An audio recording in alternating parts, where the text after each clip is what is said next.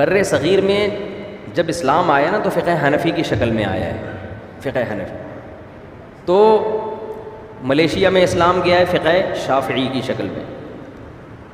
تو یہ جو 4 مکاتب فکر ہے نا، حنفی، مالکی، شافعی اور حنبلی، یہ چاروں صحیح ہیں. ان میں سے کسی ایک کو فالو کرنا چاہیے اور تینوں کو درست سمجھنا چاہیے. باقی یہ دیوبندی نام جو پڑا ہے یہ بریلوی حضرات کے مقابلے میں پڑا ہے، ورنہ ہے وہ سب حنفی ہی.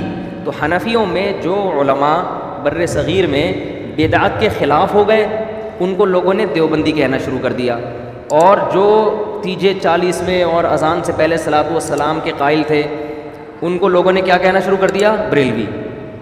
یہ بھی لوگ اعتراض کرتے ہیں نا کہ یہ دیوبندی فرقہ تو آج سے 150-200 سال پہلے پیدا ہوا ہے، تو اس سے پہلے تو یہ فرقہ تھا ہی نہیں، تو جو فرقہ بعد میں پیدا ہوا ہو وہ صحیح کیسے ہو سکتا ہے؟ اصولی طور پر تو بات صحیح ہے کہ جو فرقہ ہی پہلے نبی کے دور میں تھا ہی نہیں وہ صحیح کیسے ہو گیا؟ تو خوب سمجھ لیں، نہ دیوبندی تھے نہ بریلوی، حنفی تھے. بر صغیر میں جب آیا نا اسلام تو فقہ حنفی کی صورت میں آیا ہے. تو اس لیے میں اپنی نسبت فقہ حنفی کی طرف کرتا ہوں، فقہ حنفی کی طرف میں اپنی نسبت کرتا ہوں. تو یہ نام جو یہ تو لوگوں نے کر دیے ہیں کہ حنفیوں میں جو تیجے 40ویں کے قائل ہیں ان کو لوگ بریلوی کہتے ہیں، جو تیجے 40ویں کے قائل نہیں ہیں ان کو لوگ کیا کہتے ہیں؟ دیوبندی کہتے ہیں. تو یہ اس تکلف کی ضرورت نہیں ہے، کہنے کی تو حنفی کہنے کی بھی ضرورت نہیں ہے، لیکن اگر کہیں ضرورت پڑتی ہے تو انسان یہ لفظ استعمال کر سکتا ہے، ورنہ ضرورت اس کی بھی نہیں ہے. لوگ کہہ سکتے ہیں کہ فقہ حنفی بھی تو نبی کے دور میں نہیں تھا. فقہ حنفی کے مسائل تھے، نام نہیں تھا. جیسے مصحف عثمانی کا نام نہیں تھا نبی کے دور میں، مرتب بعد میں ہوا ہے، مگر مصحف عثمانی نبی کے دور میں موجود تھا، مگر مرتب کس نے کیا؟ حضرت عثمان نے. تو فقہ حنفی، شافعی، مالکی یہ سارے نبی کے دور میں تھے، ان کو مرتب بعد میں کیا گیا ہے تو نام ان کا بعد میں رکھا گیا ہے.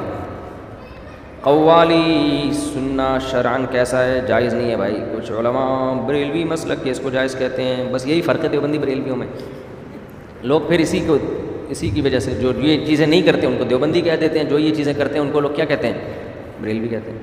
تو کیونکہ اس کی کوئی حد نہیں ہے. ہمارے جو بریلوی حضرات ہیں انہوں نے کہا کہ بھئی اذان سے پہلے صلاۃ والسلام، انہوں نے کہا اس کے ناجائز ہونے کی کیا دلیل ہے؟ تو اس طرح سے دین میں جب ایڈیشن شروع ہوئی ہے تو میں لوگوں سے سوال پوچھتا ہوں کہ اذان ختم ہوتی ہے لا الہ الا اللہ پہ، اگر آپ محمد رسول اللہ بھی ساتھ میں لگاتے ہیں تو کیا جا رہا ہے؟ اس کے ناجائز ہونے کی کوئی دلیل ہے؟ کوئی حدیث میں ممانعت نہیں ہے. اور کلمہ بھی بڑا اچھا ہے کہ محمد رسول اللہ صلی اللہ علیہ وسلم، محمد اللہ کے رسول ہیں، کتنا اچھا کلام ہے. لیکن بھائی جو نبی سے جتنا ثابت ہے، اللہ اکبر پہ اذان شروع ہو رہی ہے، لا الہ الا اللہ پہ ختم. تو اس میں آپ کے لیے آسانی ہے. اگر آپ نے اپنی طرف سے ایڈیشن شروع کر دی تو بریکیں کیا ہو جاتی ہیں؟ فیل. تبھی آپ ربیع الاول میں دیکھیں ہر سال بدعتوں میں کمی کے بجائے اضافہ ہوتا چلا جا رہا ہے، کیونکہ جب آپ اصول سے ہٹ گئے نا تو پھر بے لگام ہو گئے.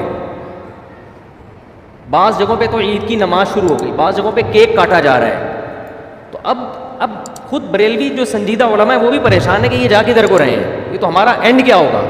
تو بھائی یہ اینڈ اس کا فطری اینڈ نتیجہ ہے، یہ ایسا ہی ہونا تھا، اور اگلے سال اس سے بھی زیادہ ہوگا، اور اگلے سال پھر اس سے بھی زیادہ. تو یہ پہلے آپ دیکھیں دیوبندی بریلویوں میں فاصلے کم تھے، پہلے فاصلے کم تھے، اب یہ فاصلے کیا ہوتے جا رہے ہیں؟